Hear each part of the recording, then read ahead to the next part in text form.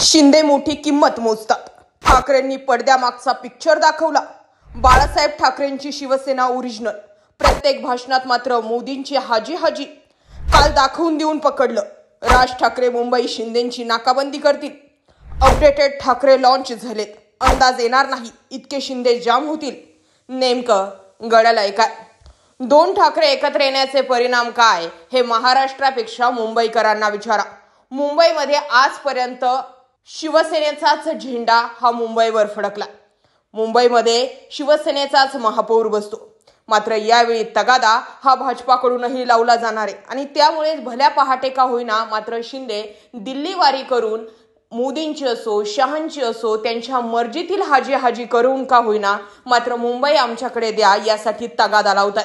पण आता दोन्ही ठाकरे मैदानात आल्यामुळे मी आधी जसं सांगितलं होतं अगदी त्याच पद्धतीने दोन ठाकरे एकत्र येण्याचे परिणाम हे भाजपावर कमी पण शिंदेंवर सर्वाधिक जास्त होणारे म्हणजे मतच विभागली जातील. त्यातल्या त्यात आता एकनाथ शिंदेंच्या विरोधात राज ठाकरे मैदानात आले हे काल त्यांच्या मेळाव्यातून दिसून आलं. ईव्हीएम मशीन हॅक कसं होऊ शकतं? ईव्हीएम मशीनच्या मदतीने आपलं मत आपण ज्याला केलं आहे त्याला न होता दुसऱ्याच व्यक्तीला कसं जाऊ शकतं याचं प्रात्यक्षिक आज मनसेच्या वतीने सादर करण्यात आलं. यावेळी बोलताना राज ठाकरेंनी जोरदार हल्लाबोल केला. तसेच त्यांनी गडांवरील नमो टुरिझम सेंटरवरून उपमुख्यमंत्री एकनाथ शिंदे यांच्यावर देखील सडकून टीका केली. लोक म्हणतात राज ठाकरे यांच्या भाषणाला गर्दी होती पण मतं मिळत नाही. तर मतं ही अशी चोरली जातात म्हणून सांगतो मतदार यादी स्वच्छ करा पण ते ऐकत नाही असं हे राज ठाकरेंनी म्हटलंय. लोक म्हणतात राज ठाकरेंच्या भाषणाची गर्दी आता कशी मतांमध्ये रूपांतरित होते हेच बघा. उपमुख्यमंत्री एकनाथ शिंदे यांच्यावर जोरदार हल्लाबोल केला. एका वर्तमानपत्रात बातमी आली पंतप्रधान नरेंद्र मोदी यांच्या वाढदिवसानिमित्त नमो टुरिझम सेंटर काढत आहे. मी आत्ताच सांगतो सत्ता असो नसो वर खाली कुठंही बांधलं की फोडून टाकणार. हे खातं एकनाथ शिंदेंचं आहे. मुख्यमंत्री पदासाठी एवढी चाटुगिरी सुरू आहे. शिवाजी महाराजांच्या गडावर मोदींच्या नावाने टुरिझम सेंटर. पंतप्रधान मोदी यांना देखील हे माहिती नाही. हे सगळं सत्तेतून येतं आणि सत्तेतूनच मतांची चोरी होती म्हणून 1 तारखेचा मोर्चा. दिल्लीत समजलं पाहिजे काय आग पेटलीये. महाराष्ट्रामध्ये असलेला राग या ठिकाणी दाखवा असं राज ठाकरे यांनी म्हटलं. गेल्या कित्येक महिन्यांपासून राज ठाकरे आणि उद्धव ठाकरे यांच्या भेटीगाठी होत होत्या. मात्र जोपर्यंत ह्या भेटीगाठी दोघांमध्ये होत्या तोपर्यंत युतीच्या चर्चा होत होत्या. मात्र ज्यावेळी निवडणूक आयोगाच्या अध्यक्षांना भेटण्यासाठी विरोधी पक्षातील सगळीची सगळी फळी ही मंत्रालयात पोहोचली तेव्हा मात्र अंगावर शहारे आले.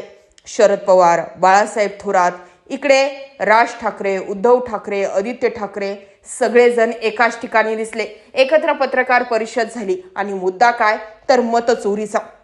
राज ठाकरे यांनी जे मुद्दे मांडलेत की गेल्या 5 वर्षांपासून स्थानिक स्वराज संस्थांच्या निवडणुका झालेल्या नाहीत. आणखी 6 महिने उशीर लागू द्या.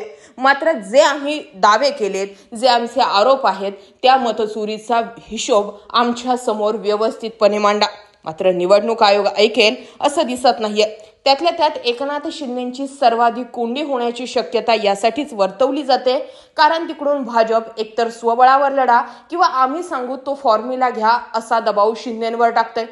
दुसरीकडे इकडे उद्धव ठाकरे, राज ठाकरे एकत्र आलेले आहेत आणि सर्वाधिक मतांचा फटका हा एकनाथ शिंदेंनाच बसू शकतो.